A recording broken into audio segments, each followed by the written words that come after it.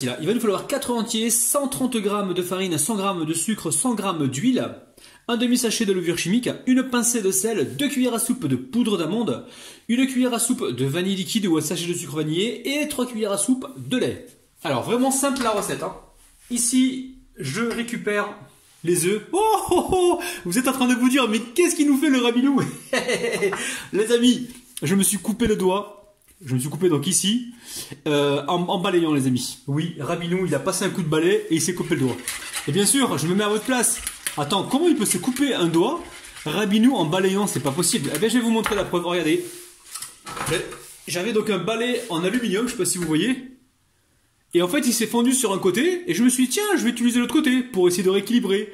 Et j'ai appuyé dessus et boum, il y a un morceau de métal qui m'a coupé. Voilà les amis. On est obligé de se justifier sinon personne ne nous croit. Allez, là j'ai mis les œufs. On retourne à la recette.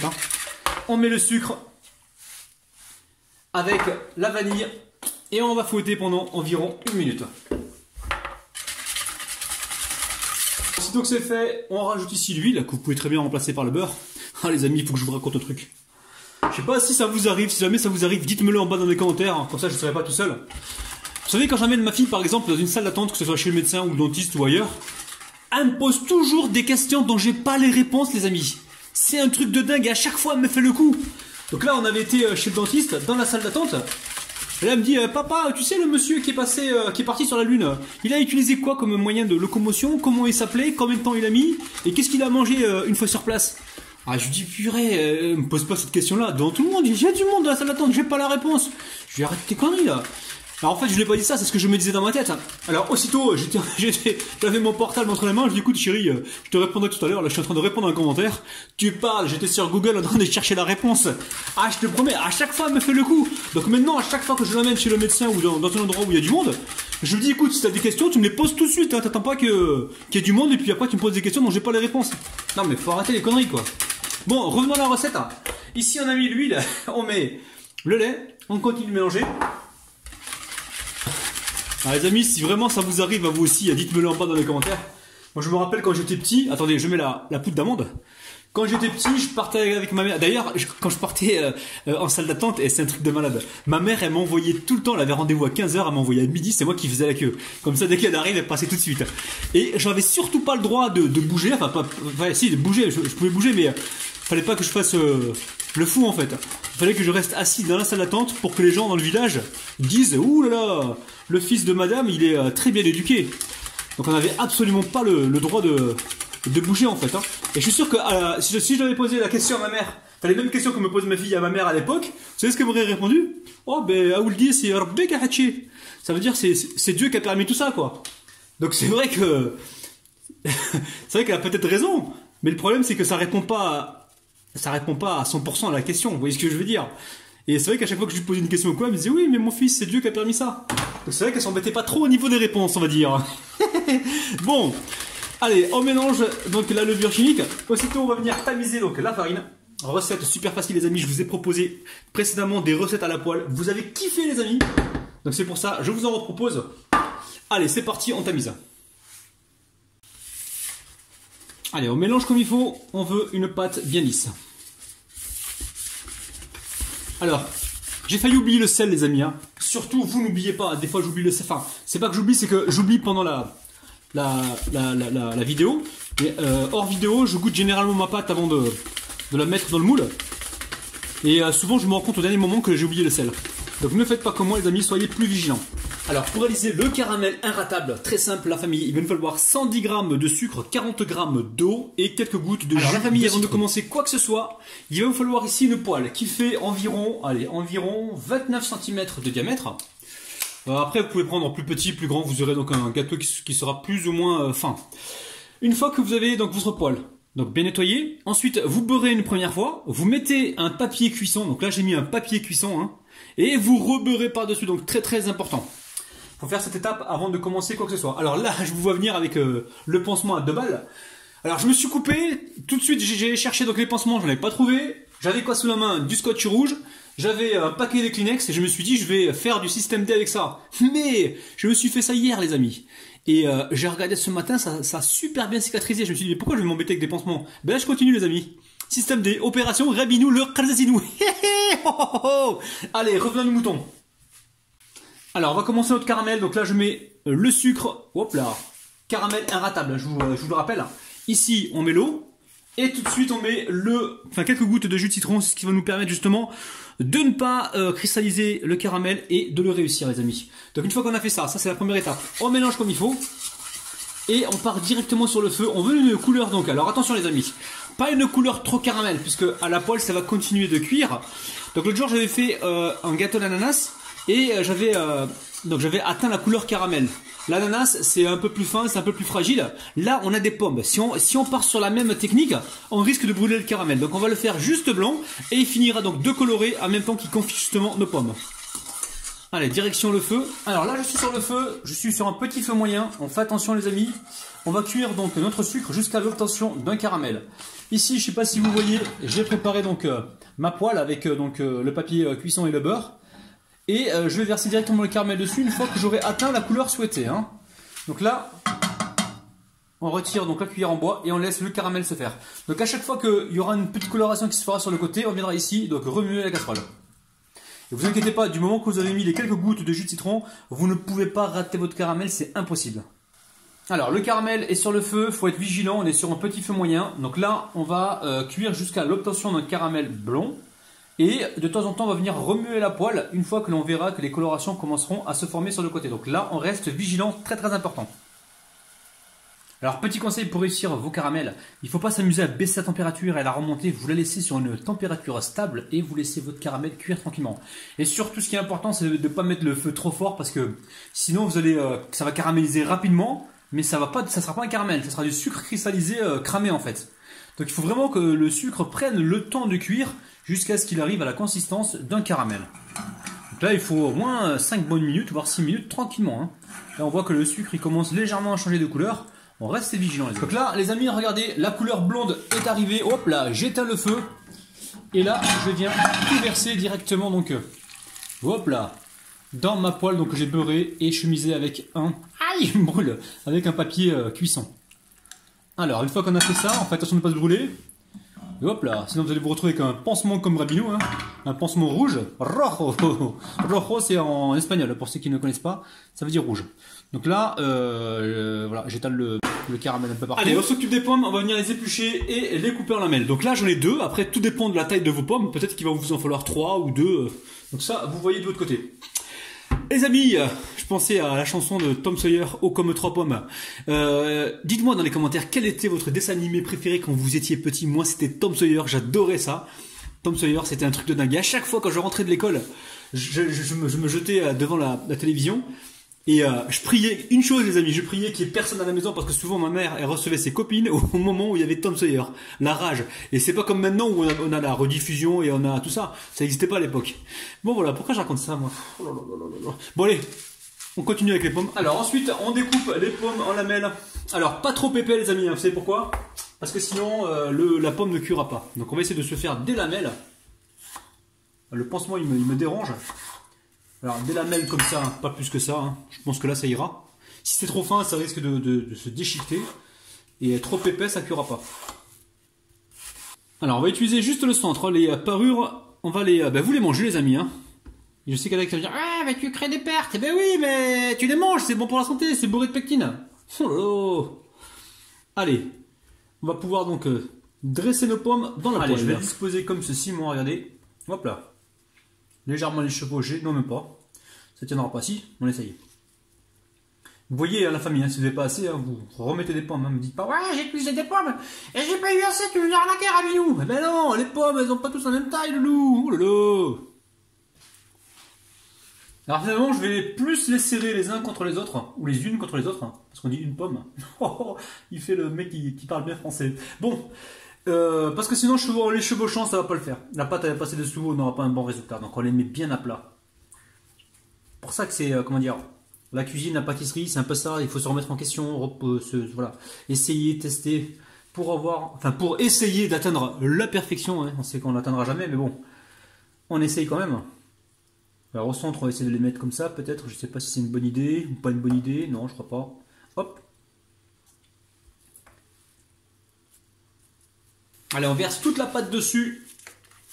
Et quand on la verse, comme ça on fait le tour, voilà, on arrose toutes les pommes les amis, très très important. Ça s'appelle le mouvement circulaire escargot. Je viens de l'inventer les amis. Oh, oh, oh là là, t'inventes même des techniques, ravi-nous. C'est un truc de malade ça. Bon, je vous ai pas parlé des Martiens là, depuis quelques temps, mais vous inquiétez pas. Hein. Il y a du lourd qui arrive avec eux, et faut que je vous raconte parce que j'ai eu des problèmes là récemment avec eux. D'ailleurs, je crois qu'ils me recherchent, enfin, il y a une partie des Martiens qui me recherchent, mais bon, ça, on verra ça dans une prochaine vidéo. Parce que là, de plus en plus, ils me demandent l'impossible. Moi, je peux pas, les amis, je peux pas. Je fais ce que je peux avec ce que j'ai. Hein. Je vais pas me greffer un deuxième cerveau pour les Martiens, quoi. Bon, une fois qu'on a fait ça, la famille, on va venir ici rééquilibrer un petit peu la pâte. On prépare donc un sous-plat que l'on va mettre donc sur le feu et on va cuire donc notre gâteau. Alors là, on va démarrer sur un feu, petit feu moyen. Donc là, j'ai mis un plat en dessous et j'ai mis ma poêle par-dessus. Donc là, l'objectif maintenant, ça va être de cuire ces gâteaux. Je vais y mettre un couvercle par-dessus justement pour cuire aussi le dessus. Alors, je dépose donc ma poêle sur un autre récipient donc en métal et on va laisser cuire tranquillement. Donc là, ce qu'il faut, c'est mettre un couvercle et surveiller la cuisson. Donc attention, le feu ne doit pas être fort, il est juste... c'est un petit feu moyen, tout petit, sinon vous baissez la température, vous voyez en fonction de la force du feu que vous avez. Et de temps en temps, on va venir ici vérifier donc la cuisson. Alors, on va faire comme pour le gâteau à l'ananas, on va mettre un petit peu d'eau dans le grand poêlon. Là, on est en train de cuire le gâteau donc au bain-marie, pas tout à fait parce que une fois que l'eau se sera évaporée, donc là j'ai mis environ 50 centilitres d'eau. Une fois que l'eau se sera évaporée, ensuite je laisserai donc le gâteau cuire justement, mais pas au bain-marie, juste dans le plat, mais sans eau. Là, l'eau c'est vraiment pour lancer la cuisson, pour ne pas que ça brûle au départ, et voilà, pour que tout se passe bien. Alors là, je retire le couvercle parce que je suis en train de toucher comme ça, et je vois que c'est pas du tout chaud, donc ça cuit absolument pas, pardon, le dessus. Donc là, l'eau est en train de s'évaporer. Waouh, c'est chaud. L'eau est en train de s'évaporer, je vais baisser la température un petit peu, très légèrement. Et je vais donc poursuivre la cuisson donc sans l'eau. On met l'eau qu'une seule fois les amis, pour démarrer la cuisson. Et là, je vais laisser cuire donc tranquillement. Donc en fait, je pensais que le dessus, que le couvercle pouvait aider à cuire. Mais là, je me rends compte que quand je touche, c'est pas chaud et en plus c'est humide. Donc il y a toute l'humidité qui retombe dans le gâteau. Là, c'est pas chaud, donc pour moi, ça ne sert strictement à rien. Donc on ne met pas le couvercle et on va laisser cuire comme ça tranquillement. Alors la famille, ça fait 1 heure au total de cuisson, c'est pas encore cuit. Donc là je me rends compte qu'il n'y a pas besoin donc, de mettre un couvercle. C'est en train de cuire petit à petit, là on peut voir que sur les côtés, ça commence à cuire. Donc soyez patient pour cette recette. Donc là normalement je pourrais remonter un petit peu le feu, là c'est ce que je vais faire légèrement. Mais il faut rester vigilant parce qu'il y a du caramel en dessous. Donc on attend un petit peu, franchement avec cette technique là, vous mettez d'abord l'eau et ensuite vous cuisez comme ça. Vous pouvez faire, là je viens de terminer ma vaisselle. Pendant le temps que ça cuisait. Par contre, si vous ne mettez pas ça, le dessous, vous allez pouvoir cuire directement avec la poêle, mais il y a un risque de brûlure. Là, c'est vraiment pour préserver donc notre gâteau et être sûr qu'il soit cuit donc uniformément sans souci. On remarque que c'est pas tout à fait cuit, les amis, hein. Mais là, on va quand même le retourner. Donc juste avant, on prépare, enfin, on passe un petit coup avec la spatule comme ça. Surtout, restez bien au minimum, les amis. Hein. Parce que moi, je viens de monter un petit peu la température et je suis en train de me dire j'aurais dû rester au minimum. Donc là, je récupère une assiette, je la pose dessus et je vais venir retourner le gâteau. Bismillah, hop là. Alors, je pose la poêle. Je vous montre le gâteau de près. Regardez-moi ça. Ici, je vais juste enlever le papier en essayant de ne pas endommager les gâteaux. Allez, je remets le papier. Alors c'est vrai qu'on aurait pu le nettoyer un petit peu, hein, mais c'est pas très méchant. Donc là je récupère mon gâteau et je vais venir le faire glisser directement dans la poêle. Alors je remets le gâteau à cuire. Donc vous, chez vous, faites surtout attention que la pâte soit cuite, donc d'en dessous en fait, celle qui était au-dessus tout à l'heure, pour éviter de perdre de la pâte lors du transfert de gâteau. Donc moi j'ai perdu un petit peu de pâte, donc c'est pas bien méchant. Donc là maintenant j'ai baissé, enfin la température est toujours baissée et je vais laisser cuire donc le dessous. Alors on va cuire le dessous, moi je dirais entre 5 et 10 minutes, on surveille. On fait attention, en fait comment dire, le côté le plus risqué c'était celui-là où il y avait le caramel, c'est pour ça que j'insiste qu'il faut vraiment cuire ça à feu doux. Donc au départ vous avez mis de l'eau Et si vous avez le temps, si vous n'êtes pas pressé, remettez aussi de l'eau hein, pour être sûr de ne pas cramer votre caramel. Et si on avait mis un caramel trop foncé au départ, regardez les amis, on aurait eu un résultat encore plus foncé. Là, c'est juste bien confit, c'est juste comme il faut. Quand on fait cette recette à la poêle, il ne faut pas être pressé. Mais c'est vrai que si vous la faites au four, cette recette, vous pouvez très bien l'adapter au four. Là, c'est le four qui travaille, vous n'avez rien à vous occuper. Mais là, à la poêle, il faut vraiment surveiller les amis, hein, faut faire attention. Et surtout, n'oubliez pas de mettre le papier en dessous, c'est ce qui va vraiment vous garantir de la sécurité. Donc là, au crépitement, j'entends bien que là, le gâteau est presque cuit, hein, ou quasiment cuit. Donc ici, je récupère un pinceau. Bah ouais les amis, vous moquez pas de moi parce que j'ai fait ma vaisselle et j'ai perdu le manche. Et comme ça urge, je vais donc système D les amis, hein, qu'est-ce que je vous dise. Donc là, j'ai un petit peu de confiture d'abricot que j'ai mis à fondre donc au micro-ondes. Et je viens comme ça napper donc mon gâteau. Regardez-moi ça, ça a l'air vraiment succulent. Alors, on va s'assurer de la cuisson. Je vais rentrer comme ça un petit pic jusqu'au bout et voir si ça ressort sec. Voilà, ça ressort sec, c'est que le gâteau est cuit. Je vais encore replanter de ce côté-là pour être sûr. Ouais, c'est sec. Là, ça m'a l'air sec. Je vais pouvoir procéder donc au démoulage. Allez, je récupère mon gâteau comme ça et je vais essayer de le faire glisser sur l'assiette. Toujours avec souplesse et délicatesse. On y va tout doucement. On fait le contour. Et là, on va venir le faire glisser. Alors, comme je répète à chaque fois, je suis droitier. Donc, je vais essayer de le faire de la main droite. Le papier, on va le retirer tout à l'heure. Et hop, on fait glisser notre gâteau. Regardez-moi ça. C'est juste magnifique. Allez, on va essayer de décoller comme ça le papier. En espérant qu'il se décolle bien comme il faut. Et ensuite, on va pouvoir le retirer gentiment. Je pense qu'il va falloir être vigilant et faire attention, les amis. Hein. Alors, c'est encore un peu chaud, hein, mais là, je vais essayer de prendre une spatule comme ça et de passer un petit coup en dessous. On va voir si ça marche. Bon, je pense que je vais tenter un nouveau démoulage. Normalement, je devrais prendre 2 assiettes. J'arrive pas à trouver mes assiettes. Je sais pas ce que j'ai en ce moment. C'est le bazar chez moi. Alors, je retourne rapidement le gâteau. Hop là, on va essayer de pas trop l'écraser. On le retire. Voilà. Là, on retire donc le papier gentiment. Hein. Je pense qu'il vaut mieux faire ça. Vous mettez un autre papier et une fois que c'est retiré, on va pouvoir remettre sur l'assiette. Allez, on remet dessus. Et hop là!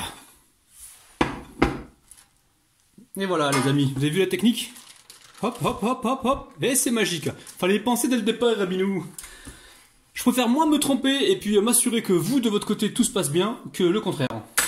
Allez, on passe aux dédicaces. Je dédicace aujourd'hui Naïka Beaubrun, Fifinette, Rosie Rosa, Miloud, La Babi, Ouria, Faiza, ensuite Arinas, Augustine, Johan, Tequin et Myriam les amis. Oh là là là là. Bon, c'est encore un peu chaud, je devrais normalement attendre que ça tiédisse un petit peu. Mais pour vous, je vais me brûler la langue, il n'y a pas de problème, c'est pour la bonne cause. C'est toujours pour la bonne cause. Allez, bismillah. Donc là, j'ai même pas chauffé le couteau, hein. Je prends ça directement comme ça parce que c'est encore chaud. Hein. On va essayer de ne pas abîmer le gâteau. Donc on essuie le couteau et on coupe l'autre sens. Et comme le veut la tradition martienne, nous allons compter jusqu'à 3.